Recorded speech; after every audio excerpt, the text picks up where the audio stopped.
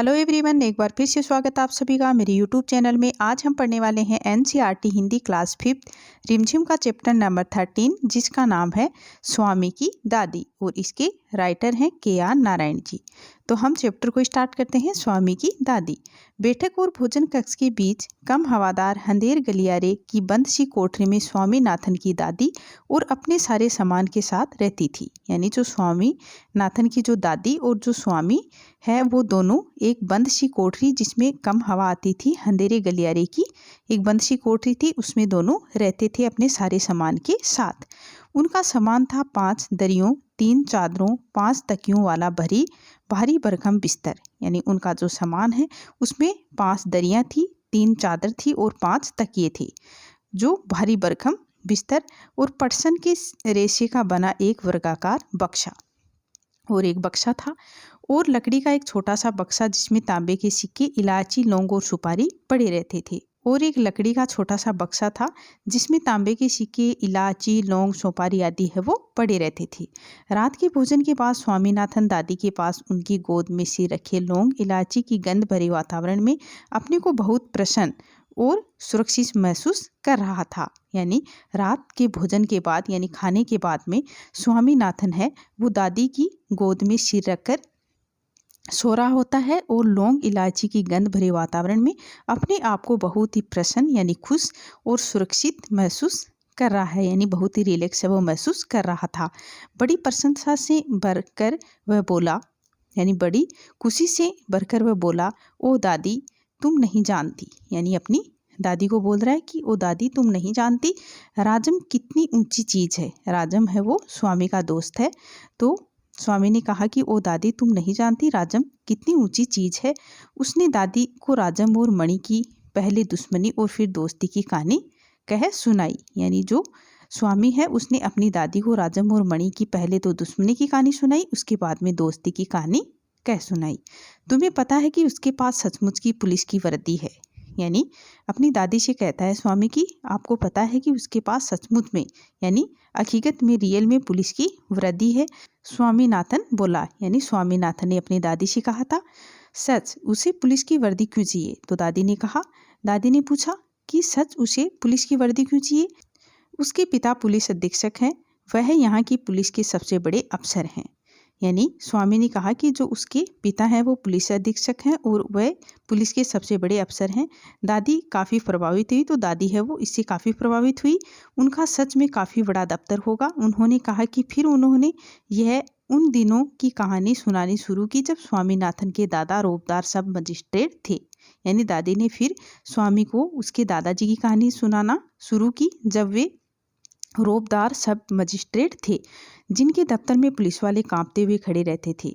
उनसे डरकर खूंखार से खूंखार डाकू तक भाग खड़े होते थे। यानी स्वामी की जो दादी है वो स्वामी को कहानी सुना रही है और कह रही है कि जो पुलिस वाले हैं दफ्तर में वो सब आपके दादाजी से कांपते थे, और जो खूंखार से खूंखार जो डाकू हैं वो भी भाग खड़े होते थे। स्वामीनाथन अधीर होकर उनकी कहानी खत्म होने का इंतजार करने लगा, लेकिन दादी बोलती ही गई, इधर उधर भटकती हुई और अलग अलग समय पर घटी घटनाओं को गड़मड़ करती हुई। यानी जो स्वामी है वो अपनी दादी की जो कहानी है उसके ख़त्म होने का इंतज़ार करने लगा, लेकिन उसकी दादी है वो बोलती जा रही थी। बस काफ़ी है दादी, उसने रूखे स्वर में कहा। यानी स्वामी ने रूखे स्वर में कहा कि बस काफ़ी है दादी, यानी बहुत हो गया। मैं तुम्हें राजम के बारे में कुछ बताना चाहता हूँ। जानती हो उसे गणित में कितने नंबर मिलते हैं? यानी जो स्वामी है वो अपनी दादी से कहता है कि मैं आपको राजम के बारे में बताना चाहता हूँ, और आप जानती हो कि उसे गणित में कितने नंबर मिलते हैं? सारे नंबर मिलते होंगे, है ना? दादी ने पूछा। अरे नहीं, उसे 100 में से 90 मिलते हैं। तो स्वामी ने कहा कि सारे नहीं, उसे 100 में से 90 मिलते हैं। चलो अच्छा है, लेकिन तुम्हें भी मेहनत करके उसकी तरह नंबर लेने चाहिए। तो दादी ने कहा कि ये सब तो ठीक है, अच्छा है, लेकिन तुम्हें भी मेहनत करनी चाहिए और मेहनत करके उसकी तरह नंबर है वो लेने चाहिए। तुम्हें पता है तुम्हारे दादा कभी कभी ऐसे उत्तर लिखते थे कि परीक्षकों को भी चकित कर देते थे। किसी सवाल का जवाब देने में वे दूसरों के मुकाबले 10वां हिस्सा वक्त लेते थे। यानी दादी ने कहा कि जो तुम्हारे दादाजी हैं वो कभी कभी ऐसे उत्तर लिखते थे कि परीक्षकों को भी वो चकित कर देते थे, और किसी सवाल का तो जवाब वे देने में दूसरों के मुकाबले में 10वां हिस्सा वक्त है वो लेते थे। और फिर उनके जवाब इतने शानदार होते थे कि कभी कभी उनके अध्यापक उन्हें 200 नंबर तक दे देते थे। जब उन्हें एमए किया तो उन्हें इतना बड़ा मेडल मिला, यानी प्राइज मिला था कि मैं कई सालों तक उसे गले में पहनती रही। यानी दादी ने कहा कि तेरे दादाजी को एमए किया तब उन्हें इतना बड़ा मेडल मिला था कि मैं उसे कई सालों तक अपने गले में पहनती रही। पता नहीं मैंने कब उसे उतारा, यानी मुझे याद नहीं कि मैंने उसे कब उतारा। हाँ, जब तुम्हारी बुआ पैदा हुई। तो दादी को याद आया कि हाँ, जब तुम्हारी बुआ पैदा हुई। नहीं, तुम्हारी बुआ नहीं, तुम्हारे पिता। याद आया, तब बच्चा 10 दिन का था। अरे नहीं, मैंने पहले ठीक कहा था। तो दादी ने कहा कि अरे नहीं, मैंने पहले ठीक कहा था, तुम्हारी बुआ ही पैदा हुई थी। पता है वह मेडल अब कहाँ है? तो दादी कह रही है कि पता है आपको कि वह मेडल अब कहाँ है? मैंने वह तुम्हारी बुआ को दिया और उस बेवकूफ़ ने उसे गलवाकर 4 चूड़ियाँ बनवा ली। यानी उसकी दादी ने कहा कि पता है आपको कि वो मेडल कहाँ है? कि मैंने वो मेडल है वो तुम्हारी बुआ को दिया था और उस बेवकूफ़ ने उसे गलवाकर 4 चूड़ियाँ बनवा ली, और वह भी इतनी मामूली सी चूड़ियाँ कि मैं हमेशा कहती रही हूँ कि हमारे परिवार में उस जैसा महामूर्ख कोई नहीं है। और यानी दादी कहती है कि उस जैसा मूर्ख कोई नहीं है, अब बस भी करो दादी। तो स्वामी ने कहा कि अब बस करो दादी, तुम बेकार की पुरानी कहानियाँ सुनाती रहती हो। क्या तुम राजम के बारे में नहीं सुनना चाहती? स्वामी कहता है कि दादी आप राजम के बारे में नहीं सुनना चाहती?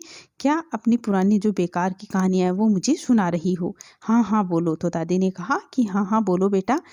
दादी, जब राजम छोटा सा लड़का था तो उसने शेर मारा था, सच? तो दादी ने कहा कि सच? बड़ा बहादुर लड़का है वो तो। तुम ये बात मुझे खुश करने के लिए कह रही हो? तो जो स्वामी है उसने कहा कि तुम यह बात मुझे खुश करने के लिए कह रही हो, तुम्हें यकीन नहीं हुआ होगा, यानी तुम्हें विश्वास नहीं हुआ होगा। स्वामीनाथन ने बड़े उत्साह से कहानी शुरू की। राजम के पिता एक जंगल में डेरा डाले हुए थे। राजम उनके साथ था। अचानक 2 शेर उन पर झपटे और एक ने पीछे से हमला करके पिता को गिरा दिया। यानी जो स्वामीनाथन है उन्हें बड़े उत्साह से, बड़े चाव से कहानी है वो सुनाना शुरू की। और राजम के पिता एक जंगल में डेरा डाले हुए थे और राजम उसके साथ था। तो अचानक से 2 शेर आते हैं और वो झपट्टा मारते हैं। एक ने पीछे से हमला किया और हमला करके उसके पिताजी को गिरा दिया, और दूसरे ने राजम का पीछा किया। राजम एक झाड़ी के पीछे छुप गया और कहीं से गोली चलाकर शेर को मार डाला। दादी, क्या तुम सो गई? उसने कहानी खत्म होने पर पूछा। नहीं बेटा, सुन रही हूँ। तो दादी ने कहा कि नहीं बेटा, सुन रही हूँ। अच्छा बताओ, कितने शेर आए थे? 2 शेर राजम पर झपटे थे, दादी ने जवाब दिया। स्वामीनाथन दादी के गलत जवाब से चिढ़ गया। मैंने तुम्हें इतनी ज़रूरी बातें बता रहा हूँ और तुम नींद में न जाने क्या क्या उलझ लूल कल्पना किए जा रही हो, यानी उटपटांग कल्पनाएं है वो किए जा रही हो। अब मैं तुम्हें कुछ नहीं बताऊंगा। यानी स्वामी है वो नाराज हो जाता है अपनी दादी से और कहता है कि मैं अब तुम्हें कुछ नहीं बताऊंगा। मैं जानता हूँ तुम क्यों ऐसा कर रही हो, तुम राजम को पसंद नहीं करती। यानी स्वामी कहता है कि तुम ऐसा इसलिए कर रही हो कि तुम राजम को पसंद नहीं करती। नहीं नहीं, वह तो बहुत प्यारा लड़का है। तो दादी ने कहा कि नहीं, वह तो बहुत प्यारा लड़का है। दादी ने बड़े विश्वास से कहा। उन्होंने राजम को देखा तक नहीं था। स्वामीनाथन खुश हो गया। दूसरे ही क्षण उसके मन में एक नया संदेह पैदा हुआ। दादी, शायद तुम्हें शेर की कहानी पर विश्वास नहीं हो रहा। यानी स्वामी ने कहा कि दादी, शायद तुम्हें शेर की कहानी पर विश्वास नहीं हो रहा है। मैं एक एक शब्द पर विश्वास करती हूँ। तो दादी ने कहा कि नहीं बेटा, मैं एक एक शब्द पर विश्वास करती हूँ। दादी ने स्वर में मिठास भरकर कहा।